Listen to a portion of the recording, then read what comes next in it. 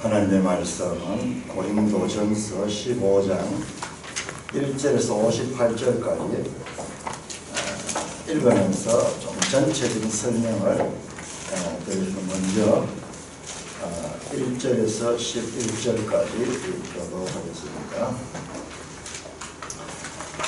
고린도전서 15장 1절 형제들아 내가 너희에게 전한 복음을 너희에게 알게 하노니 이는 너희가 받은 것이요 또 그 가운데에 선 것이라. 너희가 만일 내가 전할 그 말을 굳게 지키고 헛되이 믿지 아니하였으면 그로 말미암아 구원을 받으리라.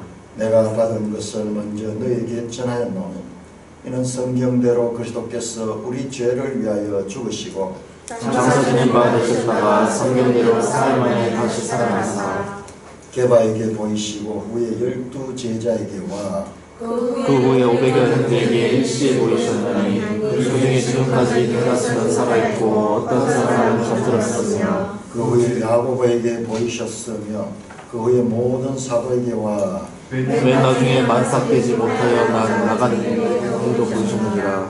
나는 사도 중에 가장 작은 자라. 나는 하나님의 교회를 박해하였으므로 사도라 칭함을 받기를 감당하지 못할 자니라. 그러나 내가 나된 것은 하나님의 은혜로 된 것이니 내게 주신 그의 은혜가 한되지 아니하여 내가 모든 사도보다 더 많이 수고하였으나 내가 한 것이 아니요 오직 나와 함께 하신 하나님의 은혜로라. 같이 그러므로 나는 그들이나 이같이 전파하네 너희도 이같이 믿었느니라. 1절에서 15절에서 11절에서 사도 바울은 자신이 예수 그리스도의 우리 죄를 위하여 죽으시고 장사 지낸 바 되었다 성경대로 삶을 살아나셨다는 것을 전했다고 말씀합니다. 3절 4절이죠. 자, 예수님이 십자가에 달려 죽으시고 다시 부활하셔가지고 이 사건은 그냥 상상이나 덕담이 아니고요, 실제 역사적 사실이라는 것입니다. 그래서 그 증인들, 게바, 베드로죠, 12제자 쭉 증인들 나열하고, 그다음 사도 바울도 봤다는 거예요. 사도 바울도 그 부활의 증인이라는 것입니다. 사도 바울은 실제로 예수님을 만나지 못했는데, 왜? 다메섹 도상에서 예수님이 나타나셨는데 그때 예수님께서 부활의 주로 나타났다는 겁니다. 그래서 바울 사도가 전한 복음은 예수 그리스도께서 우리 죄를 위하여 죽으시고 그리고 장사 지낸 바 되었다는 강조하는 것은요, 몸을 가지고 몸이 땅에 묻혔다는 거예요. 장사 지낸 바 되었다가 성령을 사흘 만에 다시 났다. 사실 다 구체적으로 그냥 막연한 살아남이 아니라 사흘 만에 살아났다는 것을 강조합니다. 자, 12절부터 19절까지 교독합니다. 그리스도께서 죽은 자 가운데서 다시 살아나셨다 전파되었거늘 너희 중에 어떤 사람들은 어찌하여 죽은 자 가운데서 부활이 없다 하느냐. 만일 죽은 자의 부활이 없으면 그리스도도 다시 살아나지 못하셨으리라. 그리스도께서 만일 다시 살아나지 못하셨으면 우리가 전파하는 것도 헛것이요 또 너희 믿음도 헛것이며 또 우리가 하나님의 거짓 증인으로 발견되니 우리가 하나님이 그리스도를 다시 살리셨다고 증언하였습니다. 만일 죽은 자가 다시 살아날 일이 없으면 하나님이 그리스도를 다시 살리지 아니하셨습니다. 만일 죽은 자가 다시 살아난 일이 없으면 그리스도도 다시 살아나실 일이 없었을 터이요. 그리스도께서 다시 살아나신 일이 없으면 너희의 믿음도 헛되고 너희가 여전히 죄 가운데 있을 것이요 또한 너희 또한 그리스도 안에서 잠자는 자도 망하였으리니 만일 그리스도 안에서 우리가 바라는 것이 아마 이 세상의 사건이면 모든 사람 가운데 우리가 더욱 불쌍한 자이리라. 12절에 보면 그런데 이와 같은 분명한 복음을 전했는데 고린도 교회 안에서는 예수님의 부활을 믿지 않는 사람들이 있습니다. 어떻게 죽은 자 가운데 다시 살아날 수 있느냐. 그 당연하죠. 우리 이성을 가지고 인간의 경험을 가지고 보면 죽은 자가 살아난다는 것은 이것은 있을 수 없잖아요. 그러니까는 믿음 없이 자신의 생각들을 가지고 이렇게 하는 거예요. 그래서 만일 5번 만일을 이야기하면서 만일 이 부활이 사실이 아니라면 모든 기독교는 성립되지 않고, 그리고 그리스도인은 가장 불쌍한 자다, 없는 사실을 갖다가 억지로 믿으면서 이 땅에서도 십자가의 삶을 살아야 되는, 그러니까 가장 불쌍한 자다. 결코 그리스도의 부활 사건은 거짓이 아니다, 사실이라는 것을 강조하는 말씀입니다. 자, 20절부터 34절까지. 그러나 이제 그리스도께서 죽은 자 가운데서 다시 살아사 잠자는 자들의 첫 열매가 되셨도다. 사망이 한 사람으로 말미암았으니 죽은 자의 부활도 한 사람으로 말미암는도다. 아담 안에서 모든 사람이 죽은 것 같이 그리스도 안에서 모든 사람이 삶을 얻으리라. 그러나 각각 자기 차례대로 되리니 먼저는 첫 열매인 그리스도요, 다음에는 그가 강림하실 때에 그리스도에게 속한 자요, 그 후에는 마지막이니 그가 모든 통치와 모든 권세와 능력을 멸하시고 나라를 아버지 하나님께 바칠 때라. 그가 모든 원수를 그 나라에 둘 때까지 반드시 왕으로 하시리니 맨 나중에 멸망받을 원수는 사망이니라. 만물을 그의 발 아래에 두셨다 하셨으니 만물을 아래에 둔다 말씀하실 때 만물을 그 아래에 두시니가 그 중에 들지 아니한 것이 분명하도다. 만물을 그에게 복종하게 하실 때에는 아들 자신도 그때 만물을 자기에게 복종하게 하신 이에게 복종하게 되리니 이는 하나님이 만유의 주로서 만유 안에 계시려 하심이라. 만일 죽은 자들이 도무지 다시 살아나지 못하면 죽은 자들을 위하여 세례를 받는 자들이 무엇을 하느냐? 어찌하여 그들을 위하여 세례를 받느냐? 또 어찌하여 우리가 언제나 위험을 무릅쓰리요? 형제들아, 내가 그리스도 예수 이 주 안에서 가진 바 너희에 대한 나의 자랑을 두고 단언하노니 나는 날마다 죽노라. 내가 사람의 방법으로 에베소에서 맹수와 더불어 싸웠다면 내게 무슨 유익이 있으리요? 죽은 자가 다시 살아나지 못한다면 내일 죽을 터이니 먹고 마시자 하리라. 속지 말라. 악한 공무들은 선한 기술을 더럽히나니 깨어 의를 행하고 죄를 짓지 말라. 하나님을 알지 못하는 자가 있으려 내가 너희를 부끄럽게 하기 위하여 말하노라. 그 고린도 교회 안에 부활을 믿지 못하는 자들 향하여, 그러나 이제 그리스도께서 죽은 자는 다시 살아나서 잠자는 자들의 첫 열매가 되셨다. 첫 열매는요, 많은 열매들을 미리 보여주는 것입니다. 그러면서 예수님이 부활하시고 그 다음에 그리스도께 속한 자들, 즉 교회가 다시 부활한다고 말합니다. 그리고 그때에 새로운 시대가 온다. 새로운 24절. 그래서 모든 통치와 모든 권세와 능력을 멸하고 나라를 아버지께 바치는 그와 같은 영광스러운 새하늘 새 땅입니다. 여기가 그 완전한 이 하나님의 통치가 이루어지는 그 하나님 나라가 온다. 그러니까는 힘들지라도 부활신앙을 잊지 말고, 우리가 부활이 없다면 많은데 이렇게 고생하면서 힘들게 에베소에서 맹수와 더불어 싸웠다 하는데, 여기서 맹수는 실제 맹수를 갖기에 사람들 대적하는 자들. 우리 시편 22편에 보니까 나오잖아요. 예수님의 그 십자가에 이 말씀이 있는 그 시편 22편 18절부터 이렇게 보면은 이 들소들과 짐승들이 그 시인을 공격하는 그런 내용이 나오는데, 짐승처럼 이 하나님의 백성들을 공격하는 이 땅의 악한 사람들을 말합니다. 부활이 있기 때문에 그런 것도 능히 감내할 수 있다. 그러므로 고린도 교인들이요, 그런데 속지 말고 깨어서 부활을 믿고 믿음의 경주를 게을리하지 말라. 그렇게 말합니다. 35절에서 49절. 자, 이번에는 그런데 부활은 부활인데 그런데 도무지 이해가 안 되는 거예요. 부활이 말은 좋은데 그럼 죽어가지고 몸이 썩어 있는 그 몸이 어떻게 다시 살아난단 말인가? 자, 거기에 대한 답변입니다. 부활의 몸이 도대체 어떻게 된다는 것입니다.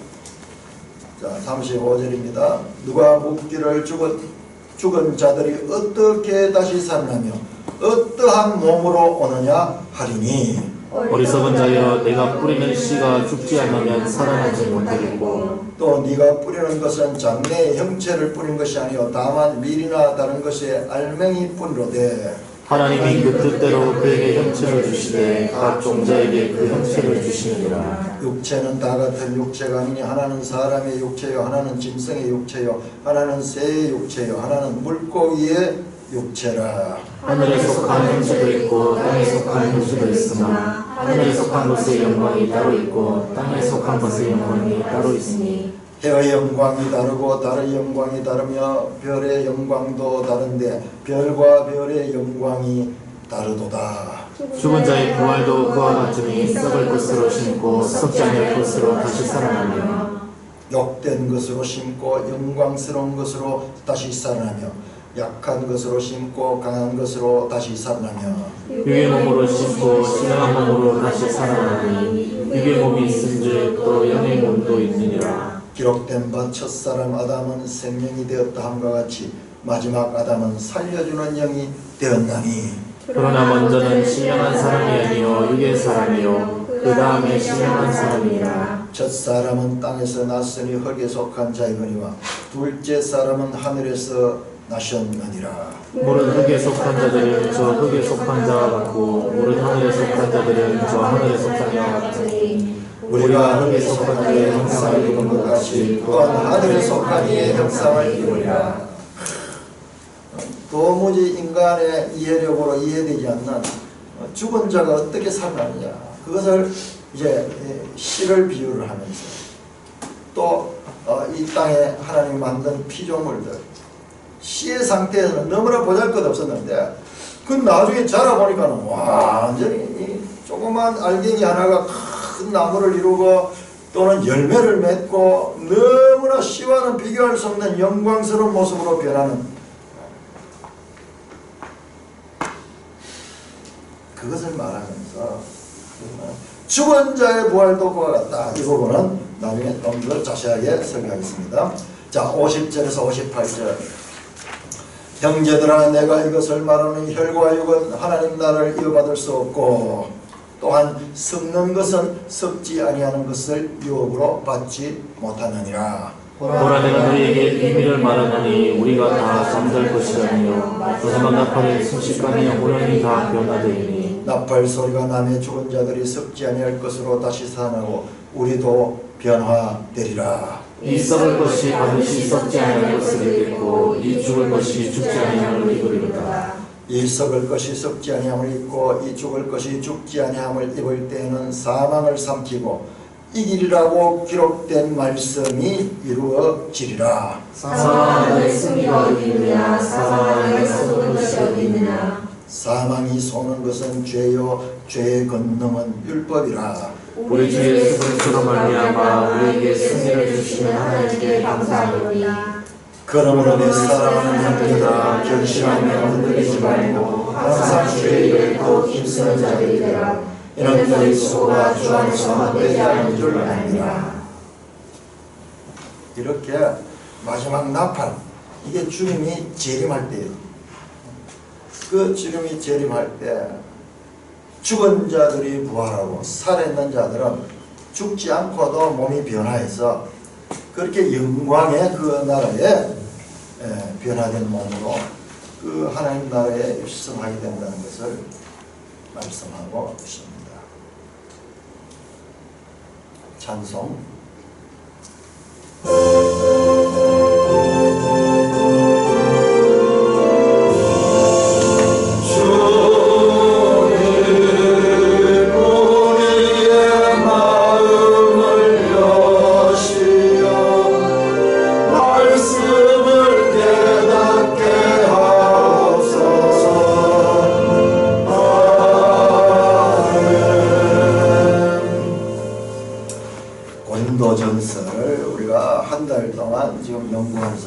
15장까지 왔습니다. 16장까지 있는데, 자, 처음 이 고린도전서를 도입할 적에 이 고린도전서는 1세기에 정확하게 50년대에 저 마게도냐의 아가야라는 지방에 고린도라는 지방에 세워진 그 교회에서 일어난 문제가 많이 있었어요.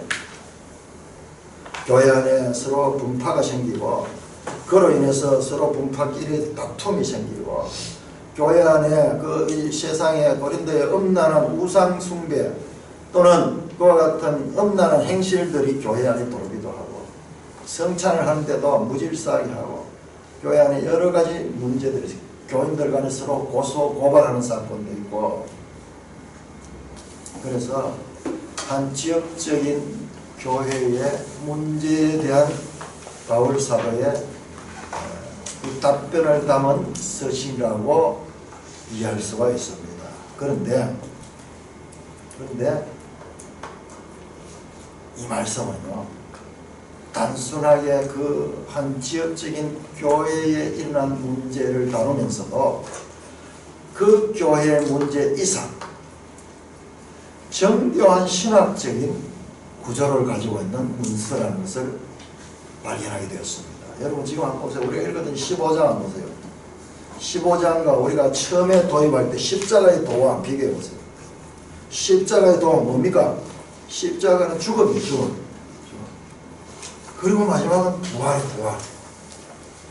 전혀 연속성을 가지지 못하고 그냥 무슨 주어진 대로 편지하고 그때 문제에 대한 답변하는 식으로 되어 있는 것 같았는데, 실제로 그런 그 내용의 연결이지만, 그러나 놀랍게도 이 구조가 처음에는 십자가 그리고 끝은 부활이라는 이런 정교한 구도를 가지고 있는 책이라는 것을 알게 됩니다. 뿐만 아니라요, 우리가 15장 44절을 읽을 때 육의 몸으로 심고 영의 몸으로 다시 살며, 그 다음에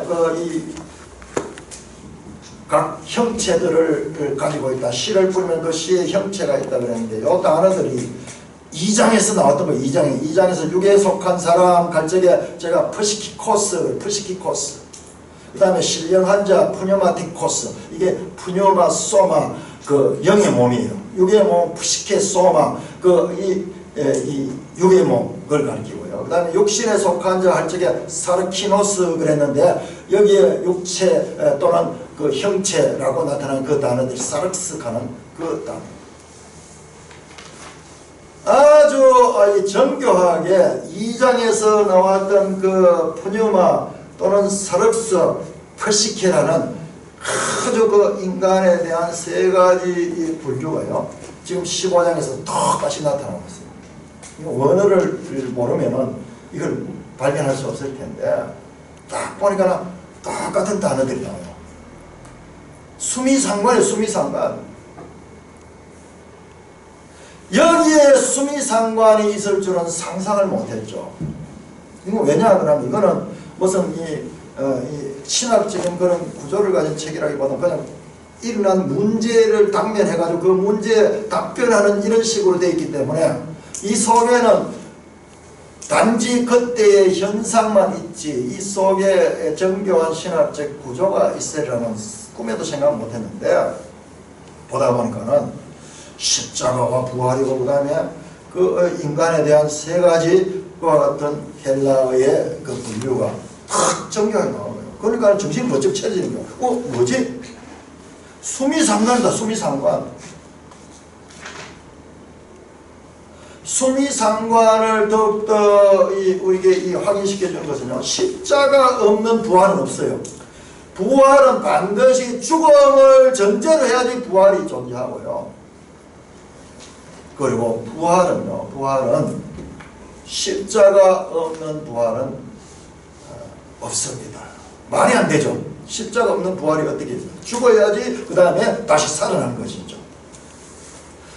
뿐만 아니라 부활이 없는 십자가는 그냥 사망이에요. 그냥 사망이에요. 우리 이 땅이 다 그 법칙 아래 있습니다.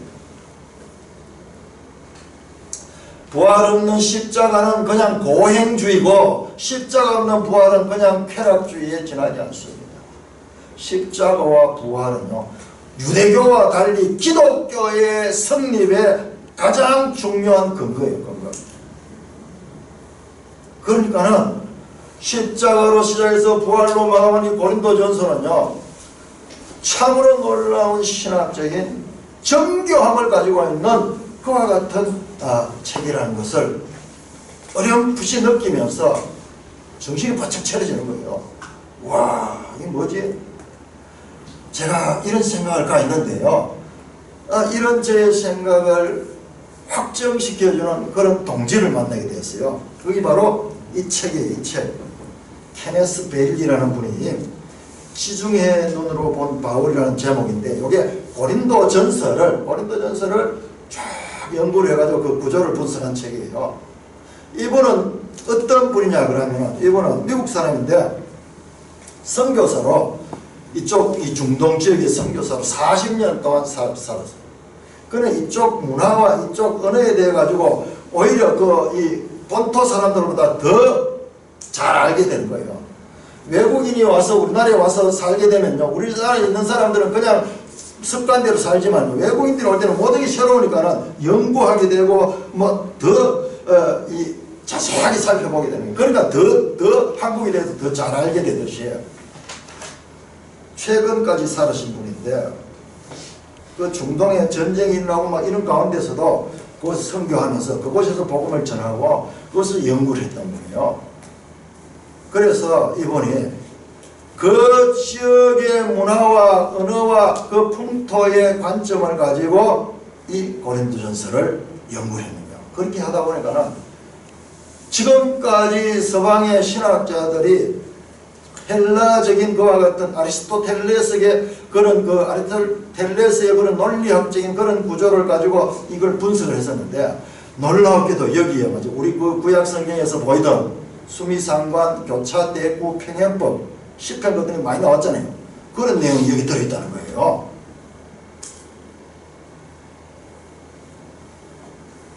그러니까 이 책이 나오기 위해서 이분은 40년 동안 그 삶을 살면서 어느 누구도 서구의 신학자들이 발견하지 못한 구조를 고린도전서에서 발견했습니다. 그래서 좀 내용이 어려운 내용이지만요, 한번 화면 한번 띄워주세요. 우리가 지금 이 고린도전서를 공부할 때이기 때문에 좀 이 내용을 보면은 그래도 조금이라도 이해할 수가 있어요. 이분이 전체를 다 분석을 했는데요. 그래서 구조를 만들어 이 책을 썼는데, 그 가운데 우리가 최근에 공부했던 11장에서 14장까지, 그러니까 15장부터 부활이장이고 14장까지 이와 같은 소위 교차대구로 분석을 했어요. 제가 가르치던 여러분들한테 12장에서 14장까지는 은사의 장이다, 이렇게 구분해서 가르쳤어요. 그리고 11장 이거는 또 따로 독립해가지고 딴 것으로 이렇게 말씀을 드렸습니다. 그런데 이분은 그렇게 보지 않고요, 이분은 이걸 한 구조로 한 덩어리로 봤어요. 그리고 처음에 11장에 남자와 여자 문제, 예배드린데 머리에 서는 것 가지고 뭐 논쟁이 일어나잖아요. 그런데 우리가 14장 은사의 장을 하다 보면 끝에 가서 또 여자는 뭐 교회에서 잠잠하러 가고 남자 여자 문제 또 나와. 남자에게 가서 뭐 배우라 그러고 막 그런 이야기 나와요. 뭐 읽으면서 논리도 안 맞고 막 그런 나오는데, 아니 이게 이렇게 서로 대칭을 이루는 거예요. 대칭을. 자, 그 다음에 여기에 성찬 문제 나와요. 성찬 문제. 고린도 교회는 성찬이 행해지긴 행해지는데 엉망진창 혼돈스러워요.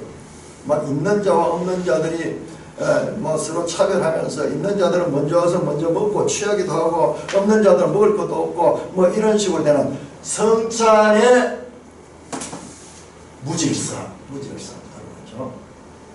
그 다음에 14장 16절 33절입니다.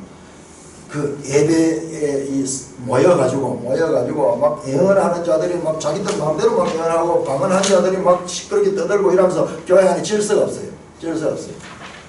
그래서 예언의 말씀을 전할 때는 순서를 따라하고 누가 먼저 말씀을 전하다가 누가 다른 사람에게 예언의 영이 와가지고 거기 감동을 주면 먼저 하는 사람 멈추라. 질서를 가르쳐. 질서를. 말씀. 자 보세요. 오늘 우리가 예배를 드리는 데 있어가지고 말씀과 성찬입니다. 성찬과 그리고 이 말씀 선포. 이것이 예배 그리고 모임에서 가장 중요한 것이에요. 가장 중요한 것이에요. 이 가장 중요한 이 두 요소를 지금 무질서한 가운데 질서를 가지도록 가르치고 있다는 것입니다. 그 다음에 이제 은사에 대한 거 나옵니다. 12장에 은사가 여러 가지 은사가 나왔죠. 그 다음에 14장에 또 은사들, 방언 은사와 예언 은사가 있어가지고 교회 안에서 이 문제가 있는데 그 은사들을 실천하는 데 있어가지고 어떻게 해야 될 것인가. 그리고 12장에서는 그 은사들을 쭉 나열했습니다. 그리고 13장에서는 1절 13절까지 이 은사들은 사랑으로서 그 은사를 사용해야 된다. 그러면서 요 사랑이 이 구조 속에 이 X 부분에 탁 들어가고 요 1과 7이 A와 A-, 2와 6이 B와 B-, 3과 5번이 C와 C-, 이렇게 교차대구를 이루면 항상 중앙에 핵심이 들어요. 핵심이 들어요. 그 고린도전서의 핵심 사상은 사랑으로 덕을 세우라요. 덕을 세우라요. 모든 분야에 이 사랑으로 덕을 세우라는 그 내용입니다. 여러분들이 이 내용을 그대로 이게 이해되려고 하면 여러분들이 뭐 이걸 자세히 받는 분들은 조금 그래도 이해될 거예요. 그런데 이런 구조를 발견해냈어요. 그러니까는 그냥 편지를 쓰는 것이 아니라 정교한 체계를 가지고 의도적으로 이렇게 배치했다는 거예요. 그냥 뭐 수필식으로 기분 나는 대로 쓴 책이 아니고 편집거리니까 막 그렇게 보기 쉬운데 그렇지 않다는 거예요. 그래 이분은 이 전체를 다 분석을 했는데 그야말로 이게 하나님 말씀이 하나님 말씀 너무나 놀랍게. 자 다음 화면 한번 보세요. 시작. 이 중에 핵심이 13장인데 이 13장을 따로 분석을 했어요. 자 13장을 이렇게 분석했는데요. 13장이 이렇게 구성이 되어 있어요. A, B, B-, A-. 야, 그 당시에 바꿔보네. 대단하네. 참. 자, 요렇게 보면은 1절, 3절에서 은사와 사랑의 관계를 이야기합니다. 은사가 있고 천사의 말을 하고 사람의 방언을 할지라도 사랑이 없으면 아무것도 아니요. 그렇게 시작이 되잖아요. 13장 한번 펴보세요. 13장.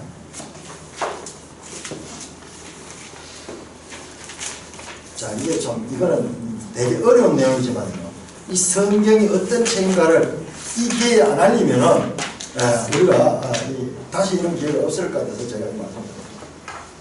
자, 1절에 3절에 보시면 사람의 마음과 천사의 말에 사랑이 없으면 소리나는 꼴이 되고 모든 예언하는 능력이 있고 비밀과 지식을 알고 사랑의 믿음이 있어. 이게 전부 은사였죠. 앞에 나온 은사들. 사랑이 없으면 이건 아무것도 아니고 유익이 없다. 그 이야기를 하고 그 다음에 8절부터 13절도 보면은 사랑은 계속 있지만은 그는 예언도 폐하고 방언도 폐하고 지식도 폐하리라.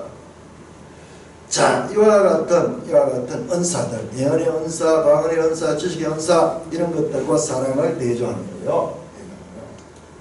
그러니까 이렇게 사랑과 신령한 은사들을 대조하고 자, 요 중앙에 들어가면 4절에서 7절까지가 사랑에 대해서 말씀합니다. 자, 여기 앞에는 은사와 사랑의 관계에 대해서 말했고 4절부터 7절까지는 사랑 그 자체에 대해서 말합니다. 사랑은 오래 참고 사랑은 온유하며 자 4절 A 부분 4절 A 부분 요거는 긍정적으로 사랑에 대해서 긍정적으로 말하고 있고 그 다음에 시기하지 아니하며 자랑하지 아니하며 사랑에 대한 부정적인 그와 같은 내용을 말씀하고 있고 그 다음에 제일 끝에가 7절 가서 참으며 믿으며 바라며 견딘다. 긍정적이죠. 긍정적으로. 자 사랑에 대해서 말하는데 먼저 사랑의 긍정적인 정의 사랑은 오래 참고 온유하며 그 다음에 여기서 부정적으로 시기하지 아니하며 무례히 행치 아니하며 교만하지 아니하며 자기 교를 굳지 아니하며 자 부정적인 정의를 하고 그 다음에 다시 7절에 가면은 모든 것을 참으며 모든 것을 믿으며 모든 것을 견딘다. 긍정적으로 정의한다. 그래 여기는 사랑의 부정적 정의가요 여기에 중심에 들어있어요. 이게 무슨 말이냐 그러면 사랑은 안 하는 것이 더 중요하다는 거 안 하는 거. 우리에게 팍팍 일어나는 시기심, 자랑하고 싶은 거, 교만한 거, 무례히 행하고 자기 유익을 구하고 뭐 이런 것들은 가만히 놔둬도 막 일어나는 거거든요. 그래서 이것을 절제하고 이것을 죽이는 것, 이것을 거부하는 그것이 더 중요하고요.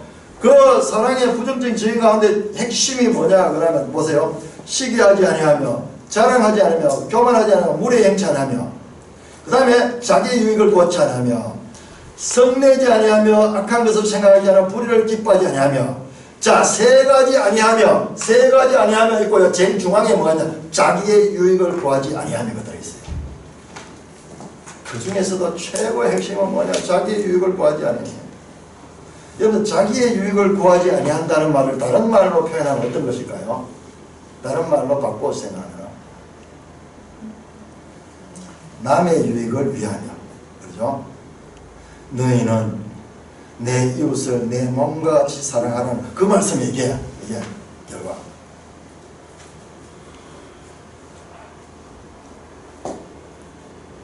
그 사랑이 되어서 말씀하는데 그냥 이렇게 나열된 것이 아니라 고도로 정교한 구조를 가지고 이것이 탁 쓰여진 책이라는 거예요. 어느 누구도 보지 못해. 이분은 이제 이쪽에 살면서 이쪽에서는 그러니까 중동에서는 이런 교차대구 구조, 평행법 구조 이런 것들 지금도요. 그쪽에서는 일상화되어 있다는 거예요. 서양 사람들은 논리적으로 서론, 본론, 결론 이런 식으로 쭉 이렇게 보지만 이 사람들 그렇지 않아요. 책을 똑서로 전체로 이렇게 봐가지고 그 가운데서 또 핵심이 중앙에 들어있고 서로 이렇게 평행을 이루는 이런 구조가 이 지역의 삶에는 일상화되어 있다는 거예요. 그러니까 이 사람이 이 문화를 아니까는 그래서 우리가 그냥 봐서 이해되지 않는 부분들도요 잘 풀어내요. 그래서 우리가 이 고린전서를 마치면서 이 고린전서가 어떤 책인가 희미하게나마 그런 구조라도 알고 있으면 좋을 것이고 우리가 앞으로 한 권 한 권 책을 듣는데 모든 성경이 다 이래. 제가 보니까요. 그러니까 나중에는요 성경 한 권 한 권의 그 내용도 중요하고 이랬지만요 이 구조를 보게 되면은 이게 하나의 말씀이라면서 우리가 알게 돼요. 이와 같이 성경 한 권 한 권 우리가 다음 주부터는 이제 또 베드로전서 가는데 여러분 베드로전서 한번 생각해 보세요. 가슴이 지금 설레지 않습니까? 사도 바울과 더불어 가지고 초대교회의 이 기둥 같은 그 사도 베드로의 말씀과 말씀 어떨까? 생생하게 예수님부터 배우고 예수님부터 이 훈련받고 예수님부터 직접 들은 그 베드로 사도는 어떻게 변화받아 가지고 어떤 말씀으로 우리에게 권면할까? 이와 같은 한 권 한 권 이 책들이 가지는 놀라운 이 보화들을 진리의 보화들을 캐내면서 성경 읽는 즐거움을 누리시는 저와 여러분 되기를 주님의 이름으로 축원합니다. 우리 처음에는요 믿음으로 예수 믿어요. 믿음으로 은혜로 예수를 믿습니다. 그 다음에는 어떻게 하냐 성경 말씀을 통해서 우와 이 하나님의 뜻이구나. 사람들을 통해서 기록했지만 이 책이 이 말씀들 이게 보통 내용이 아니구나. 이것을 조금 더 깊이 알아가게 됩니다. 자 오늘은 우리가 집중적으로 15장 이 내용을 살펴보는데요. 15장은 한 장이지만 사실상은 다른 장에 비하면 한 3장 정도의 분량입니다. 58절까지 있습니다.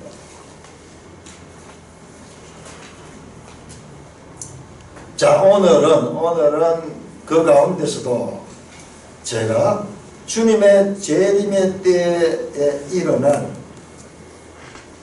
그 사건 자 22절에서 28절 22절에서 28절, 22절에서 28절과 그 다음에 22절에서 28절이 무슨 내용이냐 그러면은 주님이 23절 보면요, 그가 강림하실 때에, 그가 강림하신다, 주님이 재림한다는 말씀입니다. 그 강림하실 때에 일어나는 사건이고요. 그 다음에 50장에서 58절, 50절에서 58절을 보시면은 이 말씀도 51절 보면은 마지막 나팔, 이것도 주님의 재림에 대한 말씀입니다. 주님의 재림하는 그 때에 관한 말씀입니다. 내용이 너무 방대하기 때문에 그 날에 일어날 사망, 죽음이 무엇인가, 그 죽음이 어떻게 처리되는가에 대해서 말씀을 드리겠습니다. 사망의 문제는요, 우리 모든 인생들의 실제적인 문제입니다. 어느 누구도 사람으로서 이 문제를 피해갈 수는 없고, 이 문제 앞에는 다 절망합니다. 이것은 사람으로서는 어찌할 수 없는 한계 상황에 놓인 것과 같은 문제입니다. 저와 여러분 지금 이 자리에 앉아있지만은 우리 위에 쭉 사람은 다 사망으로 지금 없어졌습니다. 그런데 성경은 우리 사람으로서는 불가사의한 이와 같은 사망에 대해서 정확하게 가르치고 있습니다. 이것은 그리스도인들만이 가지는 특권이고 축복이에요, 축복. 그 상황의 실체가 무엇인가를 깨닫는 복된 시간 되기를 주님의 이름으로 축원합니다. 말씀드렸듯이 22절에서 28절은 주님의 재림하심, 강림하심과 그 다음에 23절 보세요. 23절을 보면 23절에 이렇게 말씀합니다.